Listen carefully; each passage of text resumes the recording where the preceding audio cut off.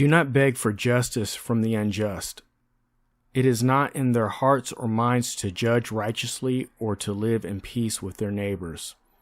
Let their own words and actions condemn themselves. The mask covering their hypocrisy and lies has fallen, and the world has taken notice. They cannot repair their reputation with propaganda, and they are furious because of it. Set yourselves apart in prayer and fasting. Confess your sins and the sins of your forebears.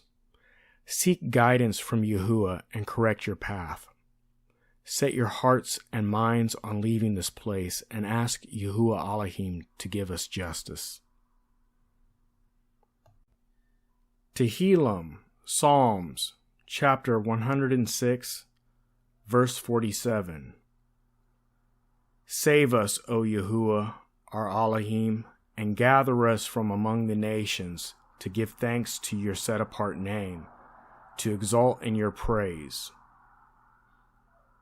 Joel chapter 3, verses 1 to 2.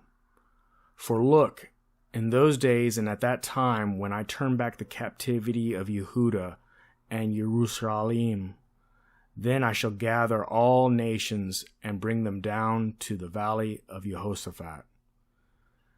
And I shall enter into judgment with them there for my people, my inheritance, Yasharal, whom they have scattered among the nations and have divided up my land.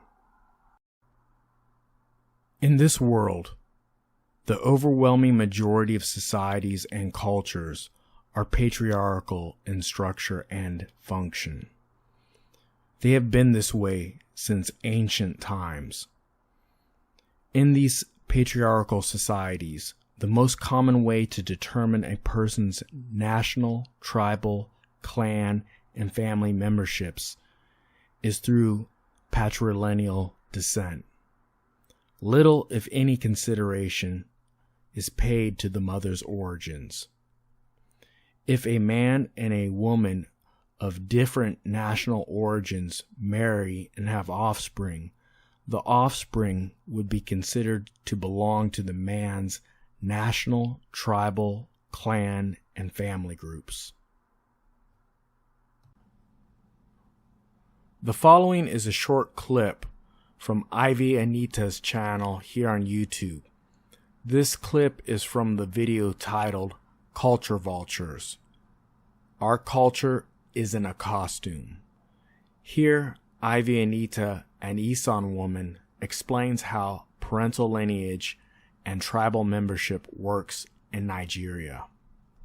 Before going on is what I have to say. I do want to say that I am not Igbo, not from my mother's side, not from my father's side. Okay, I am an Isan girl, and my mom is Urobo, so I am an Isan/Urobo girl. They are not one of the popular tribes, so you probably have never heard of it. I know you guys know of the Igbos, the Yorubas, the Hausas.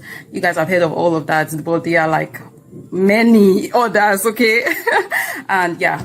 Your girl here is an Isan girl /Urobo. I always have to add it. I claim the two. Just so you guys understand, when I say I claim the two, I'm just supposed to say I'm an Isan girl, okay? Because in Nigeria, you are from your dad's tribe.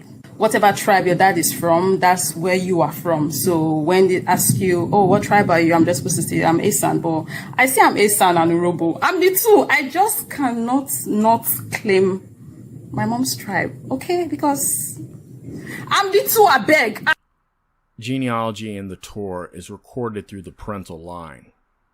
The book of Bereshit, Genesis, chapter 5, verses 1 through 6. This is the book of the genealogy of Adam. In the day that Elohim created man, he made him in the likeness of Elohim. Male and female he created them, and he blessed them, and called their name Adam in the day they were created. And Adam lived 130 years, and brought forth a son in his own likeness after his image. And he called his name Seth. And after he brought forth Seth, the days of Adam were 800 years. And he brought forth sons and daughters. So all the days that Adam lived were 930 years, and he died. And Seth lived 105 years, and brought forth Enosh.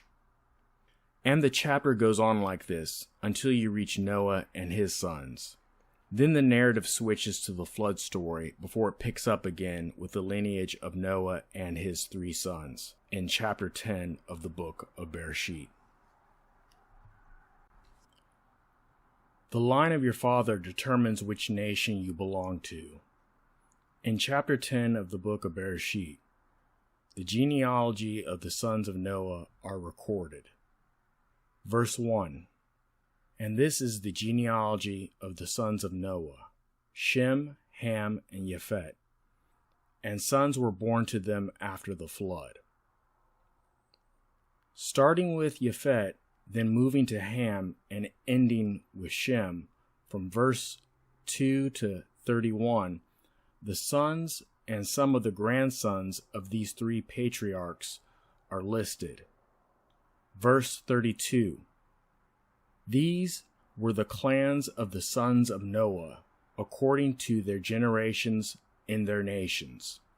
And from these, the nations were divided on the earth after the flood. You belong to the nation, tribe, and clan of your father. Bamidbar, Numbers, chapter 1, verses 1 through 4. And Yahuwah spoke to Moshe in the wilderness of Sinai, in the tent of meeting, on the first day of the 2nd month, in the 2nd year after they had came out of the land of Mitzrayim, saying, Take a census of all the congregation of the children of Yasharal, by their clans, by their fathers' houses, according to the number of names, every male, head by head, from 20 years old and above, everyone going out to the army in Yasharal. Number them by their divisions, you and Aaron. And a man from every tribe should be with you, each one the head of his father's house. Verses 5 through 16 list the names of the men from each tribe who were to be the leaders and heads of the tribes of Yasharal. Once again, how was ancestry recorded among Yasharal? The book Bamidbar, Numbers, chapter 1, verses 16 through 21. These are the ones called from the congregation, leaders of their fathers' tribes, heads of the thousands of Yasharal. And Moshe and Aaron took these men who were called by name, and they assembled all the congregation together on the first day of the 2nd month. And they declared their ancestry by clans, by their fathers' houses, according to the number of names, from 20 years old and above, each one head by head. As Yahuwah commanded Moshe, so he registered them in the wilderness of Sinai. And the children of Reuben, Yasharal's firstborn, their genealogies by their clans, by their father's house, according to the number of names, every male head by head, from 20 years old and above, everyone going out to the army. Those of the tribe of Reuben were 46,500.